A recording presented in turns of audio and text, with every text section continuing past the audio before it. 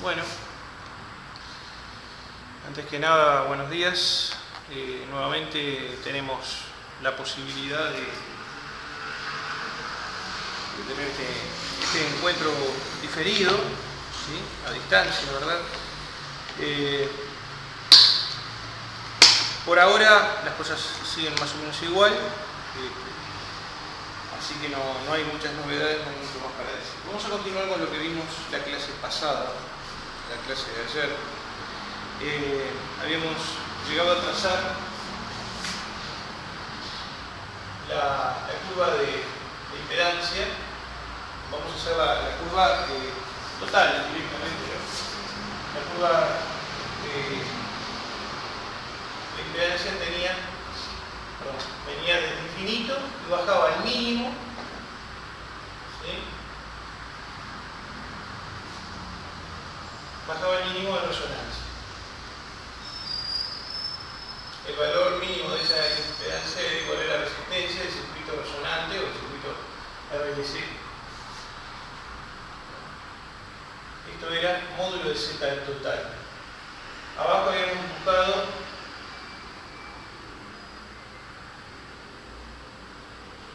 la gráfica de fase, que venía, decíamos que viene con fase menos 90, o sea, desfasaje de menos 90 grados entre tensión y corriente, y luego se va incrementando, pasando por cero en resonancia y tendiendo a más 90 grados. ¿Sí? Este era el ángulo phi. Usted dirá, bueno, pero ¿qué interpretación le damos a esto? Bueno, lo de siempre. El ángulo de menos 90 implica que el circuito es totalmente capacitivo. La tensión retrasa respecto de la corriente 90 grados. A medida que va aumentando la frecuencia, el desfasaje se va haciendo cero porque el circuito se va convirtiendo en resistivo. Cuando se convierte en resistivo puro, que el momento en el que, o frecuencia en la cual las componentes reactivas se cancelan o se anulan, bueno, el circuito tiene desfasaje cero, lo propio de una carga resistiva pura. A partir de la frecuencia de resonancia y hacia arriba, el circuito empieza a tener desfasaje positivo, o sea, la tensión empieza a adelantarse respecto de la corriente y lo que indica que el ángulo es positivo y va a tender a frecuencia infinita más 90. ¿Por qué? Porque va a predominar la parte inductiva, ¿sí?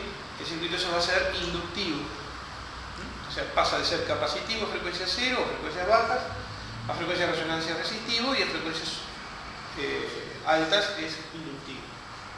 Y nos quedó por visualizar la corriente. ¿Cómo queda la corriente total? Esto es muy interesante porque es un circuito que desde el punto de vista de la corriente funciona como un filtro pasabanda.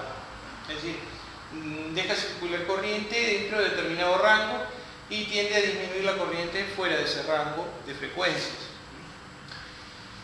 Bueno, es muy fácil eso por lo siguiente, porque nosotros la corriente, ¿sí?, la determinamos como la tensión sobre la impedancia total. Nosotros ya habíamos marcado cómo era que tendía cuáles eran los límites de la impedancia total. La tensión es la misma, la fuente de alimentación, ¿sí? Estamos usando valores de cresta, valores módulo, ¿sí? El módulo de la corriente. Es innecesario poner las barras, yo las puse solo para enfatizarlo. Como es mayúscula, estamos indicando que son amplitudes, o podrían ser valores eficaces. Lo cierto es que el límite de la corriente a frecuencia cero, atendiendo a cero, es igual al límite de B sobre Z total. Z total a frecuencia cero tiende a infinito, lo cual hace que la corriente tenga como límite cero, ¿no? Una constante o una función sinusoidal con la amplitud constante sobre una impedancia infinita hace cero resultados. La corriente a frecuencia infinita corre con la misma suerte. A frecuencia infinita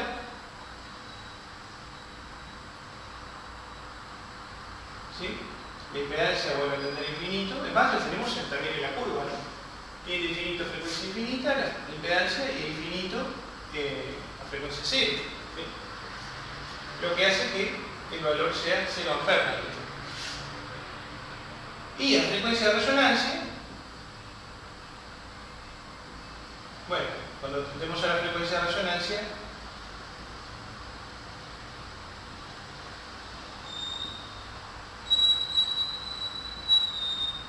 la impedancia total tiende a el valor R, que es la resistencia, ¿no?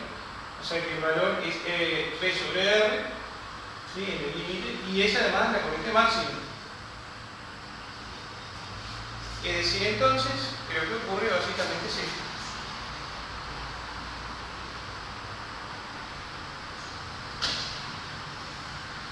A frecuencia 0 o continua, o a frecuencias bajas, la corriente muy baja tiende a 0. De hecho, si la frecuencia es continua, o sea, la frecuencia es 0, corriente continua, estamos hablando de que la corriente es S0. A frecuencia de resonancia llega a su máximo, que es B sobre R, y las frecuencias muy altas es trabajar de vuelta y a frecuencia infinita tiende a 0. Bueno, es una respuesta típica de un filtro pasabanda, ¿sí? Fortalece la corriente, en este caso, dentro de un determinado rango, un ancho de banda, y fuera de ese rango la corriente se tiende a anular. ¿Sí? ¿Se visualiza? Por lo que veo en el monitor de la cámara, quedó todo dentro del marco de del campo visual de la cámara. Así que acá dice F0 por si uno no lo ve en frecuencia de resonancia. Bien. Una cosa más, un detalle, cómo determinamos entre qué frecuencia y qué frecuencia. Vieron que la función es bastante continua, no tiene, desde el punto de vista, me refiero a la corriente, ¿no? Tiene una respuesta con continuidad desde el punto de vista matemático, no tiene ningún salto abrupto, no hay ningún cambio agresivo del nivel de la señal, y entonces nos vemos obligados a establecer cuáles son los límites entre los cuales podemos decir que hay un pasaje de banda, ¿no? O pasaje de la señal, y a partir del cual o antes del cual la señal se tiende a atenuar. Para eso hay un criterio, que es el criterio del 50% de la potencia o de raíz, o del 70,7% del valor máximo, que es igual a dividir el valor máximo sobre raíz de 2. No tiene nada que ver con valor eficaz. Estamos hablando de un criterio que tiene que ver, o se remonta a los tiempos de los inicios de la telefonía, ¿no? Cuando se necesitaba establecer a partir de cuándo habría que levantar el nivel de la señal que se atenuaba a través de la transmisión por cable. Se consideraba que se apreciaban las atenuaciones a partir de la mitad o del 50% de la potencia que se había emitido. O sea, si transmitíamos por un vatio, ¿sí? Hasta que no decaía la potencia de transmisión a 0,5, el oído no era capaz de percibir una pérdida del nivel de audio. En el caso de la telefonía, y bueno, en el caso de lo que hoy en día consideramos audio, llámese consolas, equipos, ecualizadores, equipos de audio, todo se basa, todos los filtros que contienen, en este criterio. Por lo menos los filtros analógicos, ¿sí? Los filtros digitales tienden a ser mucho más tajantes, en cuyo caso ya no es necesario usar este tipo de consideraciones. Entonces, les quería marcar justamente eso. Vamos a hacerlo, si quieren, como un procedimiento, solo para establecer esos límites y ya definir de paso lo que es ancho de banda, ¿sí? Y de paso también factor de selectividad, que es un parámetro que, aunque parezca mentira, está relacionado con el factor de mérito que vimos, porque los filtros básicamente son redes complejas, ¿sí? ¿sí? Redes que se define a partir de su impedancia compleja. Por lo tanto, el factor de mérito o de calidad de un circuito también aplica a los filtros.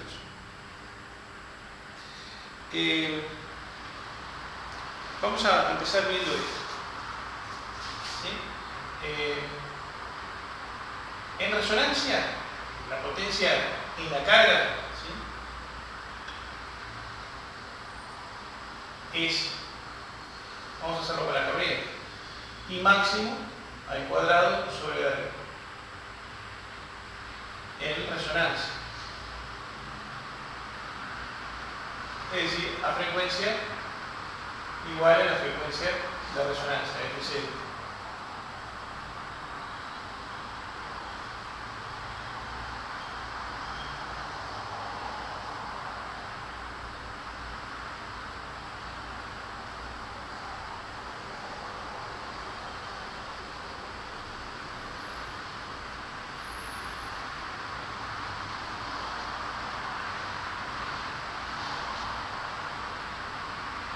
Criterio convencional para determinación del corte. ¿Qué significa esto? Bueno, es un criterio que yo les decía. ¿Sí?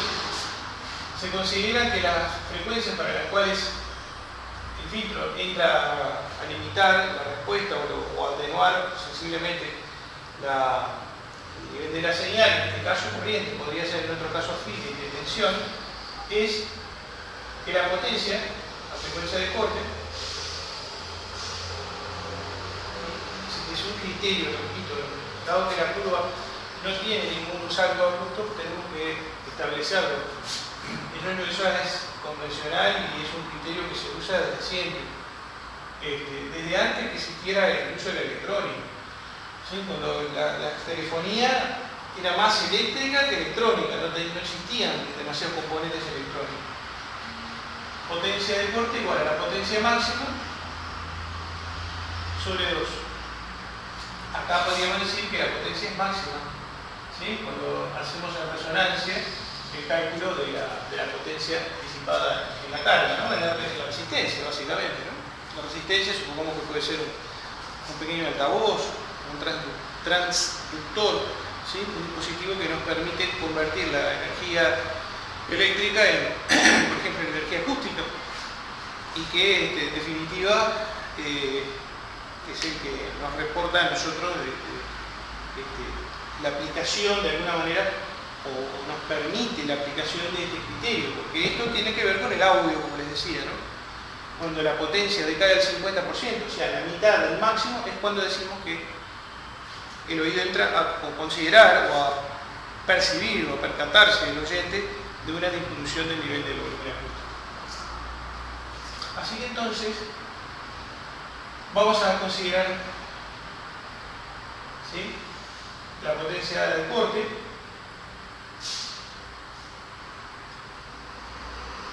como la potencia máxima sobre 2. Pero la potencia del corte también será la corriente en el corte, a la frecuencia del corte, al cuadrado sobre la resistencia. ¿Sí? Obviamente que estas corrientes vendrían a ser corrientes eficaces, ¿no? Si queremos hallar la potencia activa en vatios, hay que usar la corriente en valor efectivo. Si lo usamos en valor de pico, nos dará potencia de pico, lo cual no está mal tampoco. Pero la potencia efectiva, o RMS, o de potencia media, es la que digamos, tiene más sentido, porque es el equivalente de corriente continua. Así que la corriente de corte sobre R. Esto vendría a ser igual a la potencia máxima sobre 2. La potencia máxima era I máximo cuadrado sobre R. Así que ponemos I máximo cuadrado sobre R y esto sobre 2. O sea, igualamos estas dos expresiones. Queda corriente de corte al cuadrado sobre R igual a I máximo cuadrado, y el R lo pasamos para abajo. I máximo cuadrado sobre 2R. Las R's las simplificamos, se aniquilan, si una la pasa para el otro lado multiplicando, se simplifica con la otra. Y ahora pasamos este cuadrado como raíz para este lado. Corriente, la frecuencia de corte, va a ser la raíz cuadrada de I máximo al cuadrado sobre 2, que es igual a I máximo sobre la raíz de 2. Hacemos la raíz del numerador sobre la raíz del denominador. La raíz del numerador simplifica con el cuadrado este y el denominador queda raíz de 2. Esto es aproximadamente igual a 0,707 del valor máximo.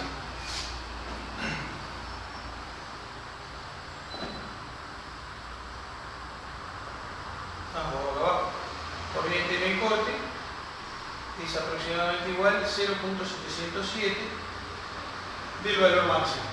O sea que cuando la potencia decae a la mitad, la corriente a frecuencia de corte no cae a la mitad, cae al 70,7% del valor máximo. Vamos a marcarlo por acá. La corriente de corte viene a ser B sobre R sobre raíz de 2, o sea, B sobre 2 sobre raíz de 2R. O bien, si se quiere, I máximo sobre raíz de 2 o 70% del valor máximo. Acá tendríamos 100%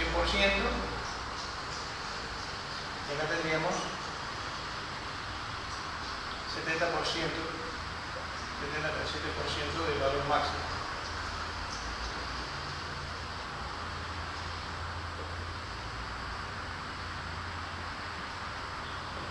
Eso para que tengan una idea.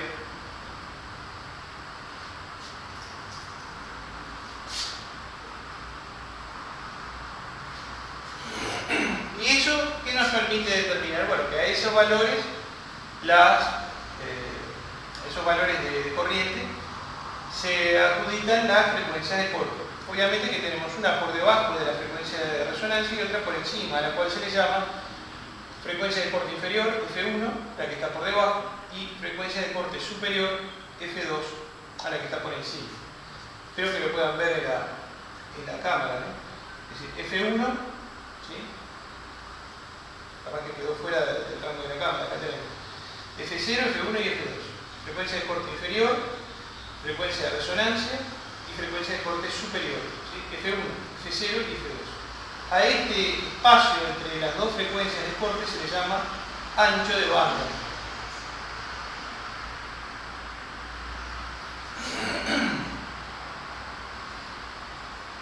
¿Cómo se calcula el ancho de banda?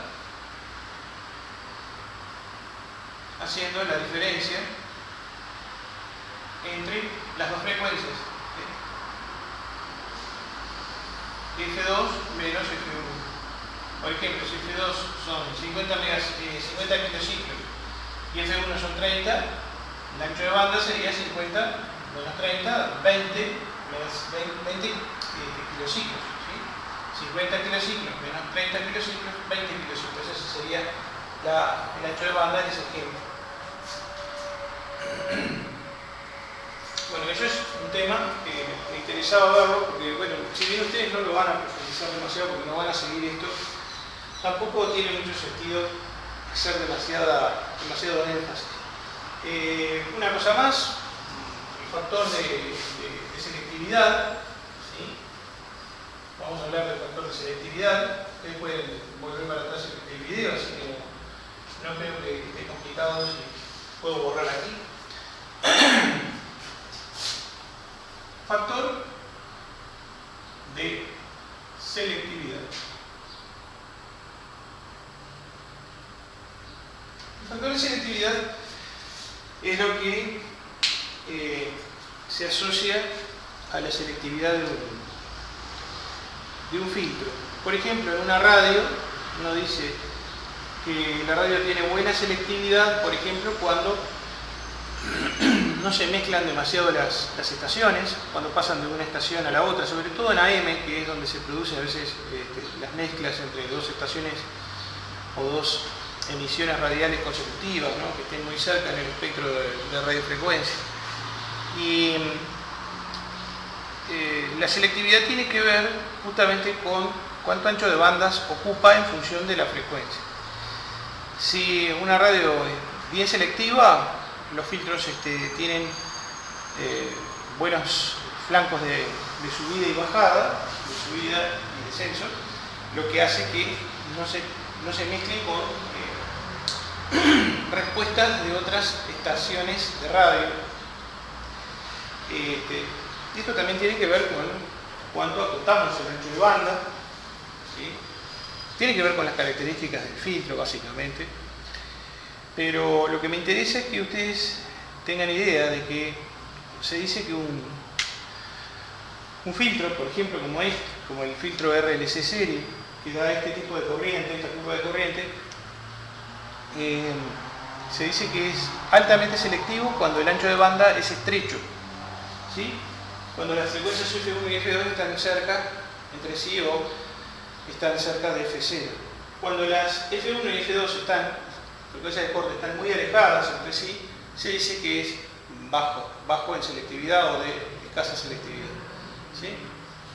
El factor de selectividad también se indica con la letra Q, ¿sí? Y se define como la relación entre la frecuencia de resonancia y el ancho de banda, o bien entre la frecuencia de resonancia y la diferencia entre F2 y F1. Esta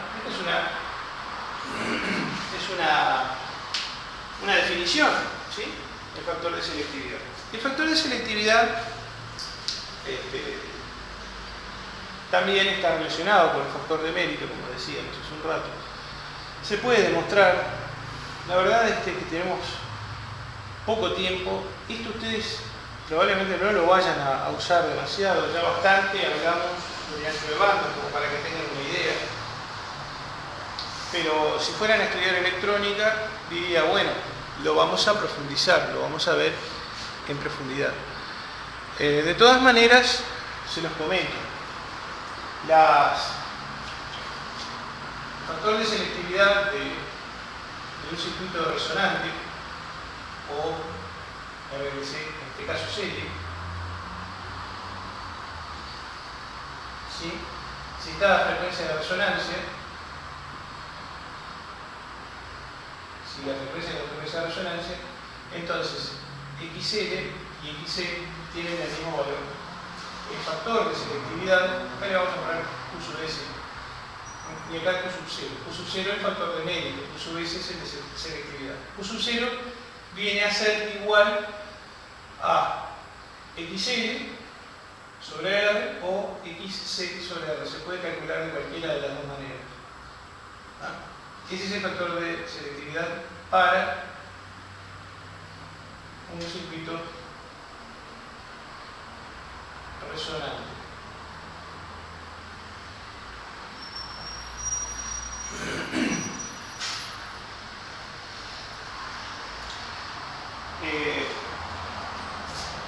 Se puede, les decía, si quieren profundizar, lo van a poder ver en el libro, que primero las frecuencias de corte se pueden determinar, ¿sí? A partir de su relación con la impedancia, ¿sí? La impedancia que tiene el circuito, la frecuencia de resonancia es R, pero a frecuencia de corte tiene valor raíz de 2 por R, lo que hace que uno pueda después ese valor igualarlo, por ejemplo, al módulo de la impedancia que realmente tiene, considerando las reactancias. A partir de ahí se hace el procedimiento de igualación, digamos, y se despejan o se obtienen las frecuencias de corte 1 y 2, las frecuencias del corte inferior y superior.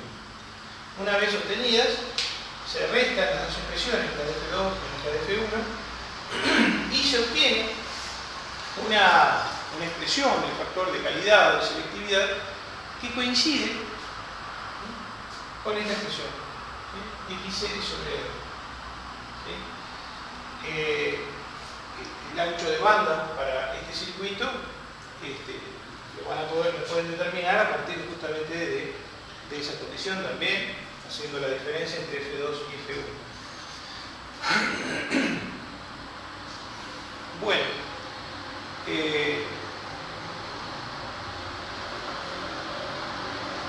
por ahora estamos ahí, no vamos a utilizar mucho más. Una cosa más que pueden también verificarlos es que a frecuencias de corte, el ángulo varía de menos 45 a más 45, o sea, la frecuencia de corte inferior es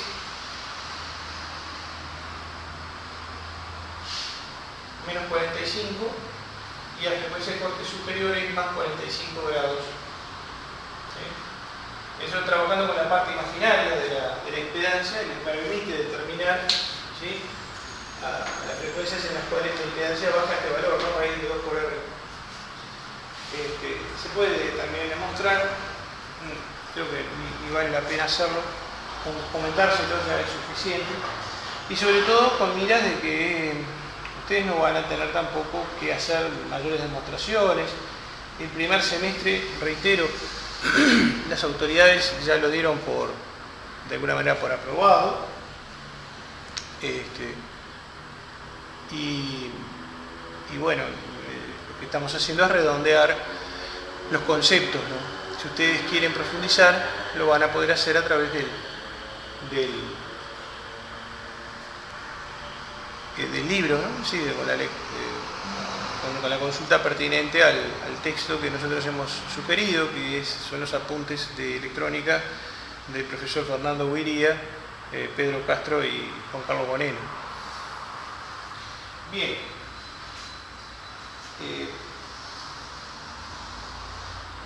Nos queda alguna cosa más. En definitiva, acá podríamos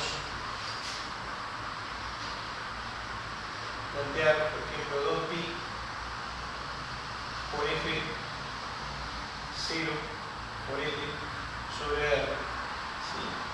Y decir que, ya que aparece la frecuencia de resonancia en el numerador, esto que está acá, 2pi L, lo podemos pasar hacia abajo, quedando entonces U0 igual a F0 sobre R dividido 2pi L. ¿Y qué es este R sobre 2pi L? R sobre 2pi L es el ancho de banda, la diferencia entre las frecuencias de corte. R sobre 2pi L. Ya les digo, mucho más no vale la pena profundizar, porque de hecho ustedes esto no lo van a usar demasiado. Bueno, este sería un primer video en el cual redondeamos un poco los conceptos de la resonancia serie. Pasamos a otro video, yo lo voy a cortar a este, y vamos a... nos queda una cosa más, sí, perdón que no me quiero olvidar. Les había dicho de hablar de la extratensión en resonancia. Eso estaba bueno porque esto sí aplica a ustedes que estudian electrotecnia. Puede pasar que tengan alguna situación en la que hay resonancia y tienen alta tensión en un lugar donde no deberían. Así que antes de pasar al segundo video, vamos a poner extratensión de resonancia. Borramos. Es muy cortito esto que vamos a ver ahora. Muy cortito.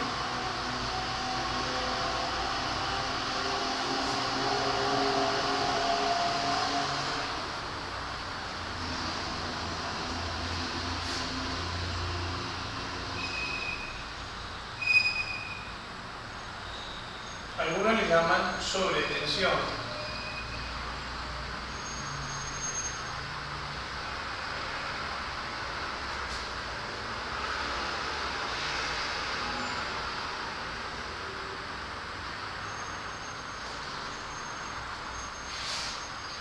Bueno, entonces se da en un circuito serie. Y lo que se da en un circuito paralelo es extracorriente o sobrecorriente, que no es demasiado importante. Por lo menos en los efectos en que nosotros estamos trabajando habitualmente, lo que más interesa es en los circuitos serie la extratensión, porque la tensión excesiva puede perfectamente producir averías importantes que se propagan a través de una red, quemando o dañando muchos dispositivos o equipos. Bueno, volvemos al circuito RLS serie.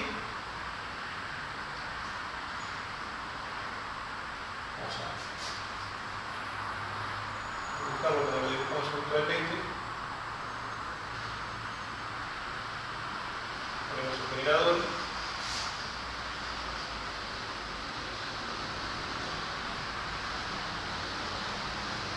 Sabemos que esto está siendo circulado por una corriente I. Si estamos a frecuencia de resonancia,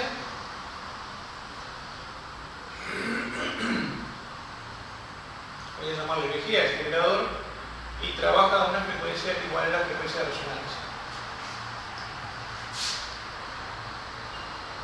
Bueno,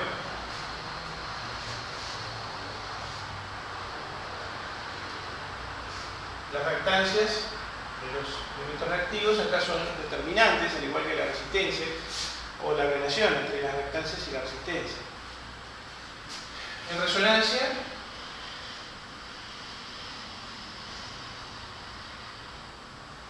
XL y XC dijimos son iguales.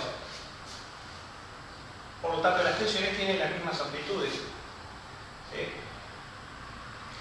La tensión en XL, por ejemplo,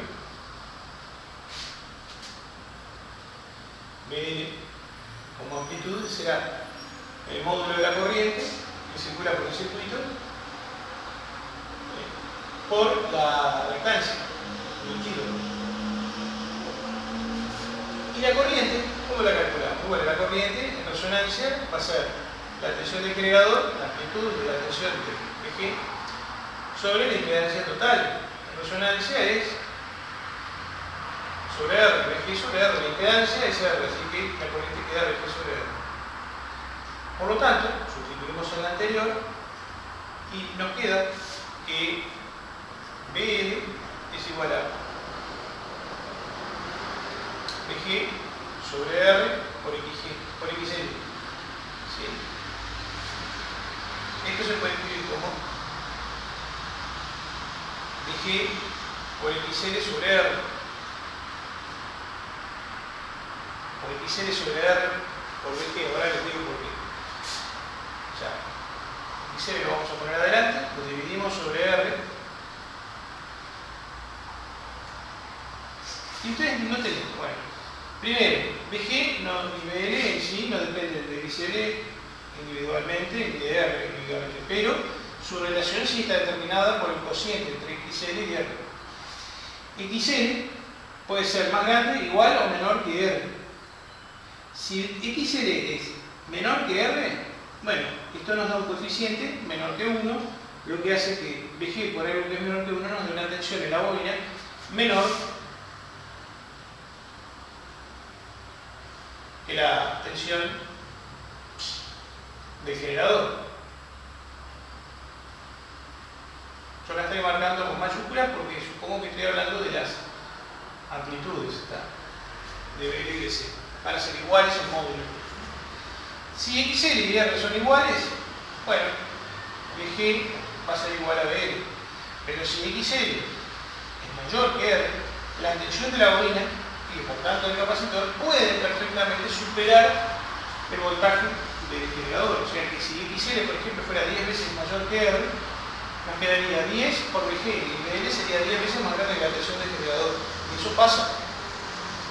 De hecho, se puede fabricar los circuitos de transición. Hay que tener esto en cuenta que el capacitor soporta esa tensión y la bobina también. ¿Sí? La aislación del esmalte que permite la aislación de las espiras. Pero si esto se cumple poniendo una resistencia chica, podemos lograr tener tensiones elevadas, importantes en los elementos reactivos. Yo lo estoy haciendo para el inductor, pero para el capacitor es lo mismo. Ustedes ponen BC igual I por XC, y hacen la cuenta y les queda BC igual a Vg sobre R por XC, o XC sobre R por Vg igual a BL. Otra cosa que me parece interesante es resaltar esto. XL sobre R, que es el factor de calidad.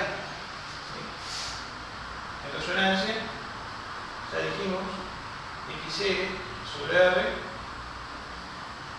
y XC sobre R son iguales. Así que entonces,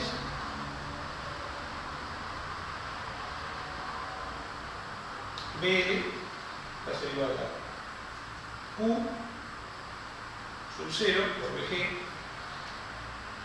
y BC es lo mismo, Q0 por VG.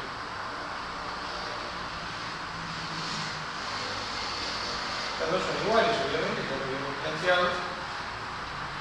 Espero que lo vean, a ver si la cámara lo visualiza, eso que escribí abajo, sí. Si Q0 es menor que 1, ¿sí? Es decir, XL o XC menor que R, entonces BL o BC son menores que VG. Si el factor de calidad es igual a 1, es porque XL, la resonancia, ¿no?, es igual a XC, y además son iguales a R, lo que hace que BL sea igual a BC, pero igual a VG. A ver si esto se ve. Parece que no se ve. Lo escribo de nuevo, lo escribo más arriba. Esta parte que escribí acá abajo, que no la ve la cámara, la voy a escribir acá. Si ustedes dan de cuenta que yo sigo abajo. Si Q sub 0 le fuera igual a 1, es porque XC o XL son iguales a R, lo que hace que BL o BC sean iguales a VG en ese caso. ¿Bien? Porque queda Q0, que es 1, por VG igual a BC. Ahora, el tema es si el Q sub 0 es mayor que la unidad. En ese caso, XL o XC o R, perdón, XL o XC, que son iguales, resultan mayor que R, y eso hace que BC y BL sean mayores que VG. Esta es lo que se llama la extratensión de resonancia. Extratensión o sobretensión, ¿no?, de resonancia. Tampoco sale lo voy a escribir acá abajo. Disculpen, lo que pasa es que estoy usando una tercera parte del pizarrón prácticamente, porque la cámara no ve todo. Si yo la alejo, perdemos resolución. Y la idea es no perder resolución, porque si no, ustedes no pueden leer lo que se ve en la pizarra, lo que está escrito en la pizarra. Esto es lo que se llama extratensión de resonancia.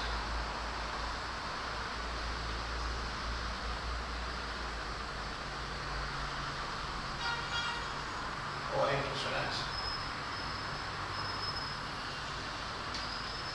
Cuando se da esta condición en la que XC o XL son mayores a R, porque el factor de calidad es mayor que la unidad, ahí es cuando ocurre que la tensión en los elementos reactivos resulta mayor que la tensión del generador. Por supuesto que la tensión del generador en resonancia es igual a la tensión en el resistor. ¿Por qué? Porque lo que ve el generador cuando el circuito está en resonancia es solamente la resistencia, ¿sí?, como impedancia, y por lo tanto la corriente, ¿sí?, o sea, esto lo pueden demostrar ustedes perfectamente, ¿sí? La tensión en la resistencia es la corriente que circula por el circuito, y en resonancia, vamos a suponer, es I sub 0 o I, ¿sí?, por R, y la corriente se calcula como VG sobre R, ¿sí? Así, cuando hacen la cuenta, la R se va, se simplifica y les queda que BR y VG son iguales, ¿sí? O sea, la tensión, la resistencia y la tensión del generador van a ser iguales, pero en resonancia BC y BL, que entre sí son iguales, pueden ser mayores a la tensión de la resistencia o del generador. Bueno, y ahora si cerramos con esto lo que es resonancia serie. Vamos a pasar a resonancia paralelo en el próximo video, que probablemente lo hagamos mañana u otro día. Y nos queda resonancia mixta, y con eso terminamos resonancia, ¿no?, para después sí iniciar con semiconductores y dedicarnos plenamente a eso durante lo que quede de este tiempo de actualización que se nos ha permitido, que como dijimos va a ser de alrededor de un mes para redondear o completar lo que no se pudo llegar a terminar en el primer semestre. Gracias.